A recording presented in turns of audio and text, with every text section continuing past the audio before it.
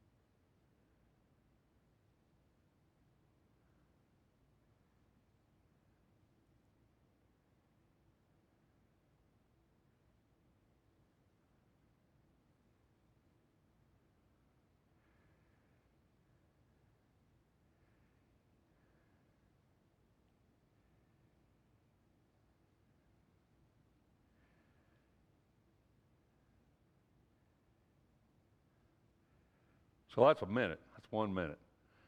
So when you pray, how many of you can pray for a minute? And keep your mind on what you're praying on for a solid minute, right? A minute's a long time when it's just nothing, isn't it? You know, we think, boy, these days go fast. But if you just was sitting in a room looking at a clock, you'd think, man, this day's taking forever. So now you tried it with nothing.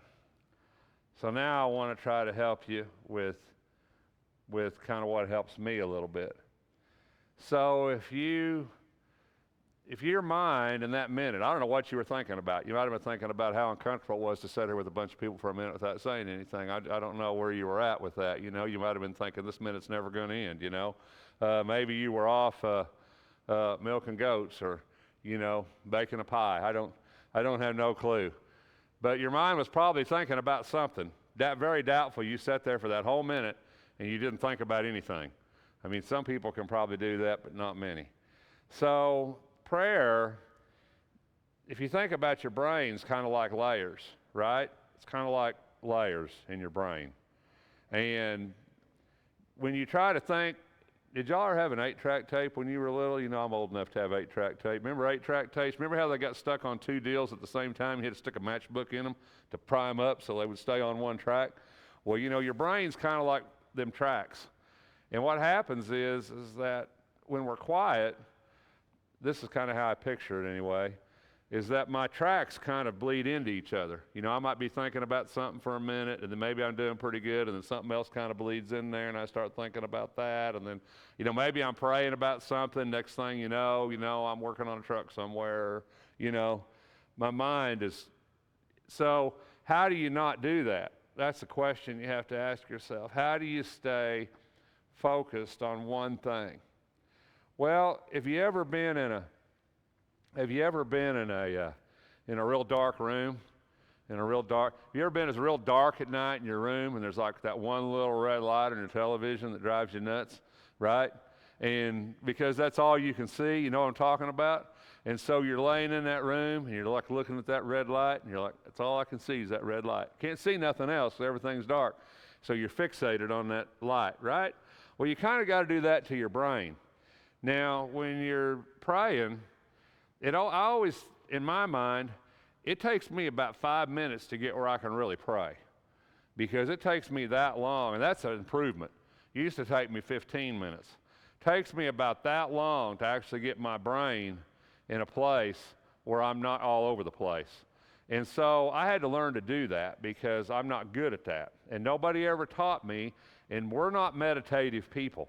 You probably got that idea when we spent a minute in silence. We're not really good meditative people. You know, you see people in Eastern philosophies, they meditate, you know, and you see that, and you think, well, that's crazy, maybe, you know, or why do they do that?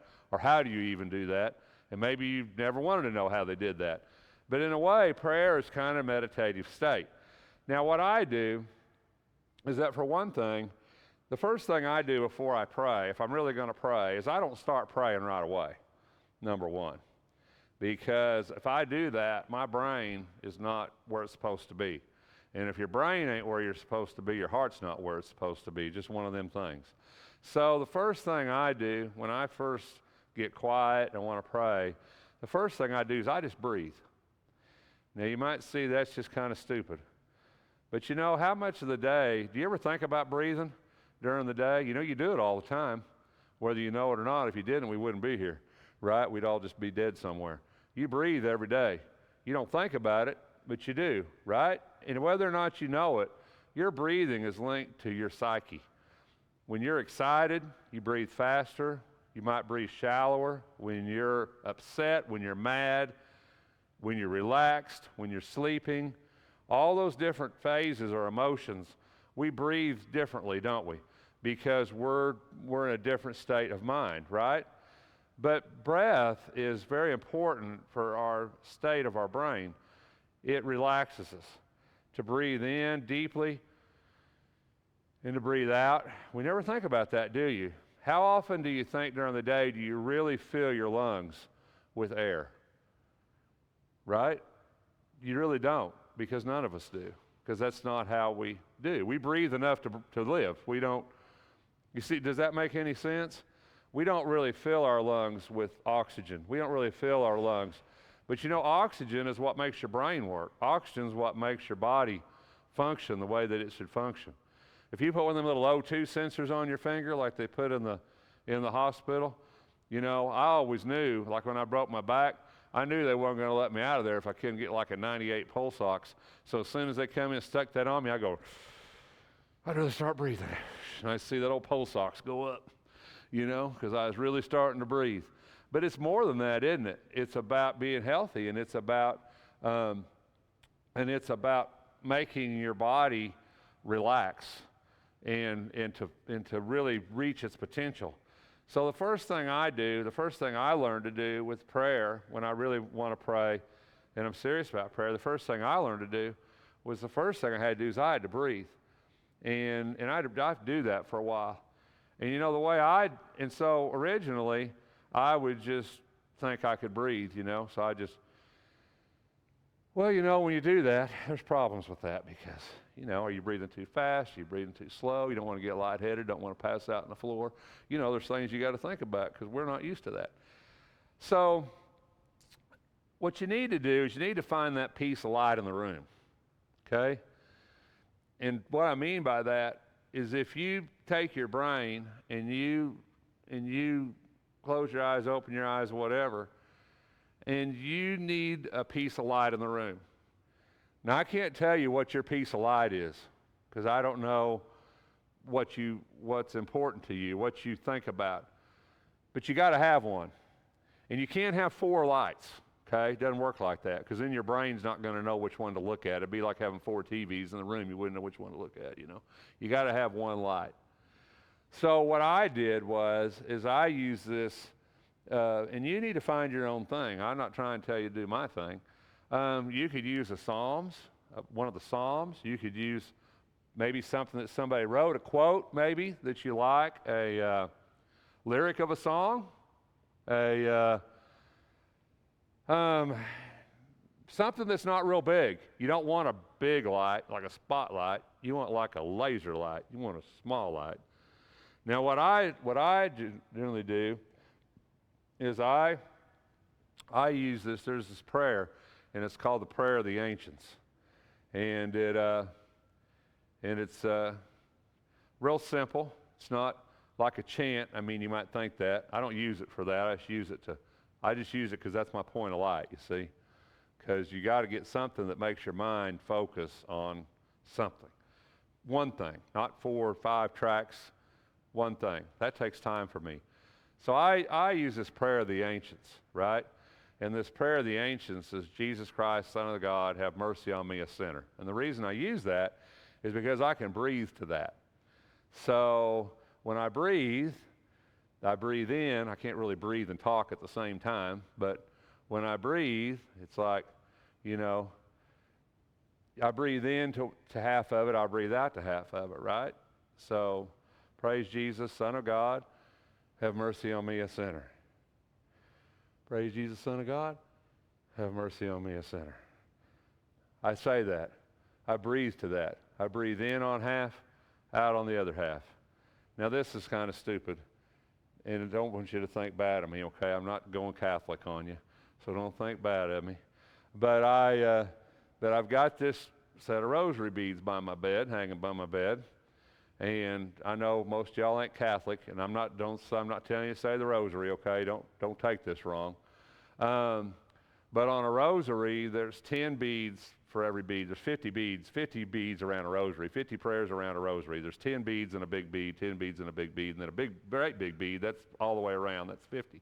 The idea of a rosary is you can pray it, pass it through your hands without looking. So basically, if you go to confession as a Catholic and the priest says, say 50 Hail Marys, Hail Mary, full of grace, Lord be with us now, at our hour of death, amen. If the priest says, say 50 Hail Marys, then you can go out there to a kneeling board, you can get your rosary in your hand, you can say that prayer, pass the rosaries around, and when you come back to the big bead, you've said 50. If he says to 150 Hail Marys, you go around 3 times, you said 150. That's basically the premise. I'm not telling you to be Catholic. I'm just trying to explain to you what it is. I also have a Buddhist prayer bead beside my bed, which is 10 beads around the deal. Shannon, her Sydney brought me back from Japan. But anyway, so I don't really do that with that anymore, but when I first started doing this, I would start breathing, I'd start saying that prayer, and I'd pass that rosary through my hands, and generally it would take me about 3 times around. By the time I did about 150, which I don't know exactly how long that would be, but by the time I did about 150, my heart rate was down, my breathing was good, my mind was clear, and all of a sudden I wasn't thinking about everything else. I had my little point of light. And then once I have that point of light, then I'm ready to pray. Because now the world isn't trying to rush in on Rex anymore, you know. It takes me time. I'm not saying this is for everybody. Not trying to tell you, go home, make this your thing. You need to find your thing, you know. What I'm trying to say is that so many times we look at prayer as this thing that I just need to get on my knees and pray, or I can pray going down the road, and you can, or I can pray in a moment of crisis, and you can. But so many times we make this prayer to the point that we just think I can just, you know, stop in the middle of my day and say a prayer. And that's okay to do that, but it can be effective and it can be focused. And the truth is, I can't do that. You know, I mean, maybe you can. Maybe you got this figured out. But if I'm working and I'm doing things and there's people on me and the phone's ringing and it's the middle of the day, to be honest with you, I'm not in a real prayerful state at that point.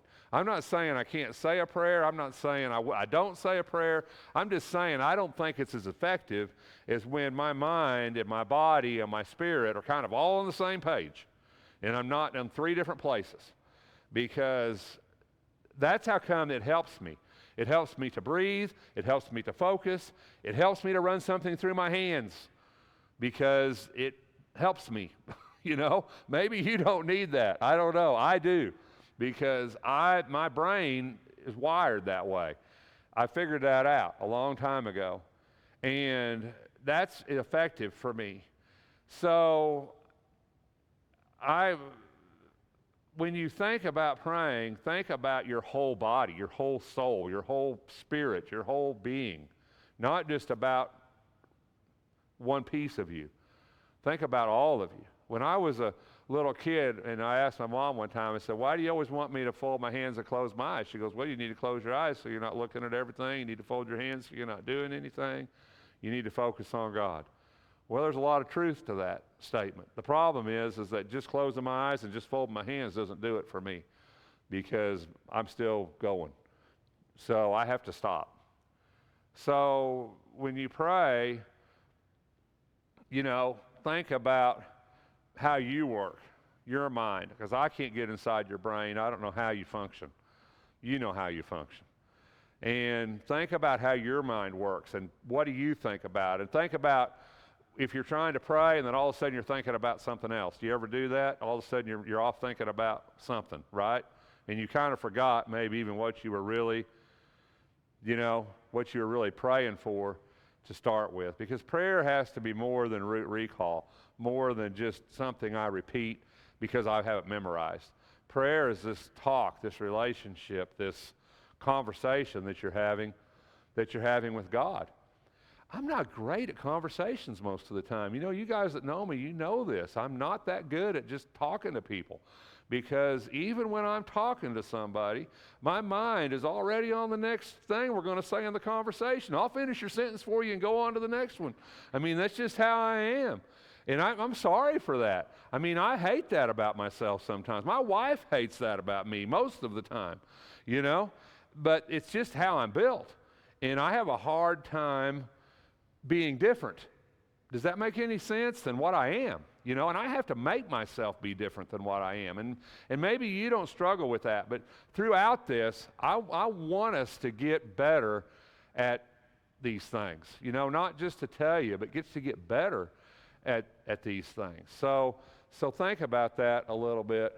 So I hope y'all don't think I'm crazy. I'm sharing this with you. Are there any comments before we move on?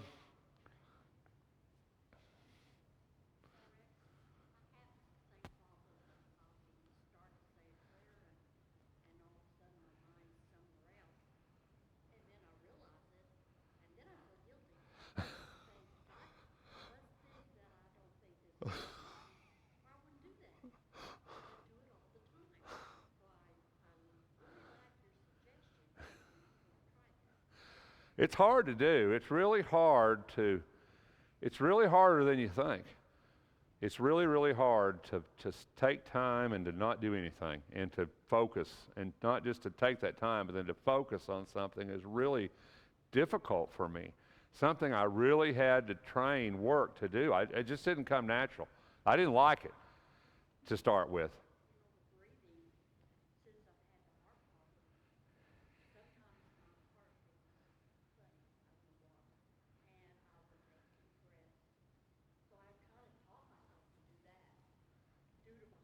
Right.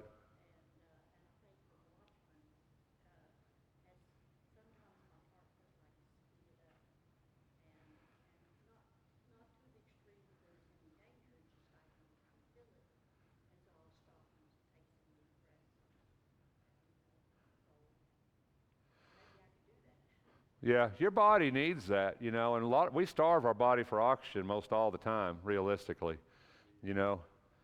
While you were talking about all that stuff, I thought about the prayer closet. I don't know the history behind the prayer closet, but if you have a specific place that all you do is go in there and pray, you have a purposeful encounter with a specific area that you go and talk to God that blocks all of the external world out.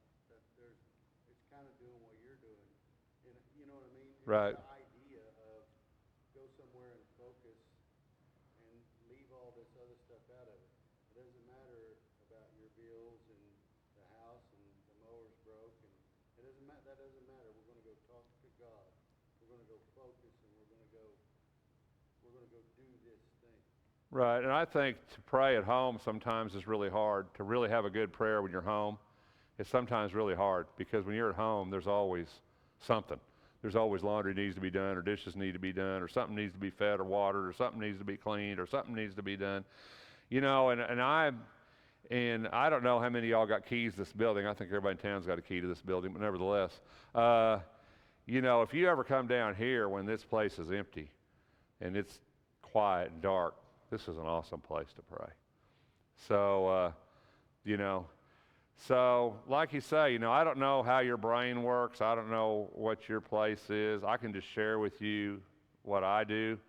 I can share with you how I view it, because I know my issues and I know how I struggle with my issues, So I can't, like I said, I can't tell everybody to do what I do, because I don't know that you need to do it. But if any of that helps you, then I'm glad. Take what you can use. And if you don't need it, then don't take it. And if you can use it, then use it, because it's all things that have helped me. Praise is a big thing to God, to thank God for what he does for us every single day. And, we forget sometimes, don't we? And the bad always overshadows the good in our lives. And, when you have bad things happen, you don't think of the good. Ron, when his trailer broke down, he was about as upset. Probably I've only seen him more upset than that one time in my life since I've known Ron. And, he was very upset when he came to see me. He was really upset. And I understand that. But at the same time, in the middle of being upset, because I would have been upset too, and I'm not trying to criticize you for being upset because I do the same thing. But at the same point that you were being upset, God had blessed you with a trip to Galveston. He blessed you with a travel trailer. He blessed you with a wife to share this experience with. He blessed you with animals to have to worry about. He blessed you with somebody you could come to get help. Even in our darkest times, it doesn't always help to think what's good, but even in our darkest times, we're extremely blessed people. And, and we need to remember that. Just to have each other is such a blessing, to have somebody to talk to vent to share things with is such a tremendous a blessing, a great thing. We do our Romeos on Tuesdays, and we go down and eat, several of us guys, and that's such a uplifting time for me. And I don't know, maybe it's not for these guys, but I know what's waiting, and there's always stuff waiting on me on Tuesday mornings. I know that. But for that little 30 or 40 minutes, it's just a great time, and I don't think about all that other stuff that's waiting on me. Praise is a big thing with our life, to thank God for what God does. Hannah, the prayer of Hannah. There's 3 prayers, probably won't get through them tonight. There's 3 great praise prayers. Well, there's probably a few more than that, but I'm going to share with you out of the Bible. And these prayers are lengthy. And I think that's something that, a lot of times when I thank God for something, I'm very short with that. My thank yous are not as long as my I wants, oftentimes. But Hannah, this is after Samuel. She had Samuel, had the child, and she wasn't able to have children. If y'all should know the story, probably know the story. And she prayed to God. God blessed her with a child who was Samuel. And she's going to take Samuel to Eli and leave him at the temple. But when Hannah gets to this point, Hannah prayed and said, "My heart exults in the Lord. My horn is exalted in the Lord. My mouth speaks boldly against my enemies because I rejoice in your salvation. There is no one holy like the Lord. Indeed, there is no one beside you, nor is there any rock like our God." The language, the length of this, the time that Hannah takes, and in these prayers, the time that you will see them spending just building God up is really impressive. I don't know that I've ever been able to duplicate this type of a prayer in my life, even though I should be able to. If you look at the length of time she takes in just exalting God. Boast no more, so very proud. Don't let arrogance come out of your mouth, for the Lord is a God of knowledge. With him actions are weighed. The bows of the mighty are shattered, and the feeble gird on strength. Those who are full hire themselves out for bread, but those who are hungry cease to hunger. Even the barren gives birth to 7, but she who has many children languishes. The Lord kills and makes alive. He brings down to Sheol and raises up. The Lord makes poor and rich. He brings low. He also exalts. He raises the poor from the dust. He lifts the needy from the ash heap to make them sit with nobles and inherit a seat of honor. For the pillars of the earth are the Lord's, and he set the world on them. He keeps the feet of the godly ones, but the wicked ones are silenced in darkness, for not by might shall a man prevail. Those who contend with the Lord will be shattered. Against them he will thunder in the heavens. The Lord will judge the ends of the earth. He will give strength to the king and exalt the horn of his anointed. That's an amazing prayer. It's not just amazing because of its length, but it's amazing because of the amount of ground Hannah covers and the way that what I love about this prayer is that she not only talks about how good God is, how noble, how just, how great, how powerful, but she also talks about the idea of kind of the, the good and the bad. How God exalts some and how he brings others low, and how God builds up some and yet others he doesn't, and how God has a hand in these things, and that we need to be content with what God establishes because of the majesty and the grace and the power of God that we serve, and how he can control so much of this in our lives. She's beside herself because she has this child, that in this excitement, this rejoicing of Hannah, this tremendous prayer comes forth out of her, and she praises God in a great way. And not just praising him for what he does, but praising him for who he is and who he'll always be. And this is an amazing thought when we think about that. And when I pray, I don't often praise like Hannah praises, or like you'll see in these prayers. My praise is often just, thank you, God, for doing this, or thank you, God, for answering this prayer. When, maybe my prayer should be more not just on God answering the specific of what I wanted God to answer, but on the idea that God in his power and majesty and grace, has the ability to do these things. The New Testament said he can bless us beyond what we can imagine, right? Beyond what we can even imagine. So when we think about that, that's a huge thing with God, and a huge thing in our prayer life. Oftentimes, my prayer is more about intercession and about my desire and about what I want God to do. And sometimes I forget to praise God for all the wonderful things. And I've really tried to be better about this. I've really tried to be better about these things, because one thing I learned is that in my life, because I've lost so many people that have been so close to me. And probably most of you in here have, because we're all kind of in that age group. I've lost so many people that were so very close to me, and I just really like to take time, especially when I'm praying with Susie at night, and that's where I really try to include that. I really like to take time to thank God for my children, and to thank God for the church, and to thank God for the people that are alive in my life.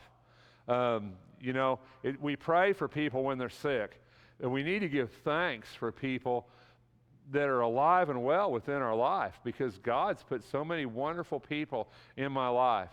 And I know God's done that. And we need to just be thankful for that. So when you think about praise, don't just think about,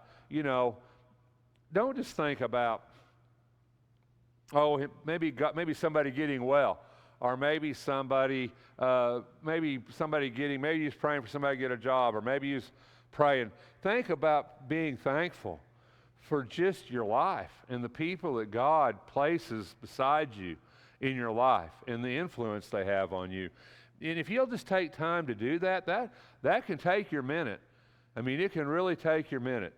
When you think about all the people in your life that mean so much to you, it can really take time. And next Wednesday night, I'm really going to give you this exercise. It's really going to help you with that. It really helps me. I don't want to give you too much at one time, so we're not going to do it tonight. But next Wednesday night, I'm going to give you something that's really going to help you with that. So, I really want to concentrate on that. And I have tricks. I'm going to share them with you next Wednesday. I have tricks I use so I can do that. And I'm going to give you those tricks, because I think it really helps me, and hopefully it will help you. I want you to be better at this.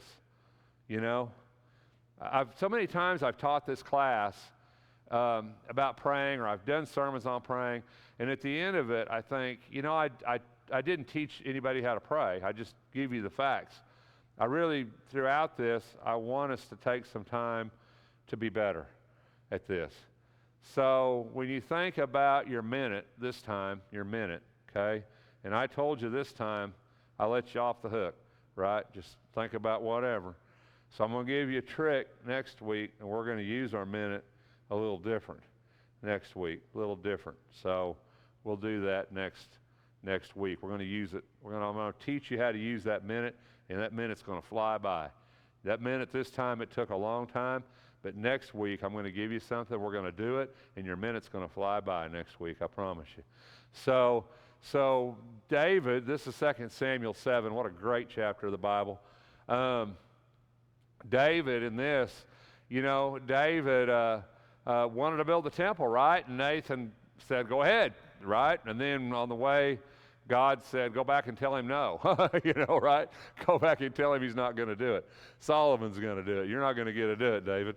So he goes back, but he gives David this great prophecy, right, about his throne being established forever and a kingdom that never ends and all these things. And so David, he goes into there. David the king went and sat before the Lord. Once again, what do you see this? Where did he go? Where do you think David went to sit before the Lord? Went to the temple probably, right? Went where the Lord was. Probably went to the temple. And he said, who am I, O Lord God, that is and what is my house that you have brought me this far? When you look at the prayer of David, I'm not going to finish this tonight. When you look at the prayer of David and read this, maybe you'll get a chance to read this week. Read all of 2 Samuel 7 this week. Maybe you'll get a chance to read this and kind of get yourself in the mindset of where David was when David said this prayer. Because it's kind of one of those bittersweet moments for David. Kind of bittersweet. On one hand, he really wanted to build the temple to God. He thought that was going to be his thing. That was going to be his legacy. That was going to be what he did. But then Nathan comes back and says, well, David, you're not going to get to do that. But guess what? I'm going to give you this tremendously great prophecy about your son and your kingdom. So it's real bittersweet. But I think David's prayer just sees the sweet. Anyway, read it for yourself. Talk about it next Wednesday. Thanks for your time.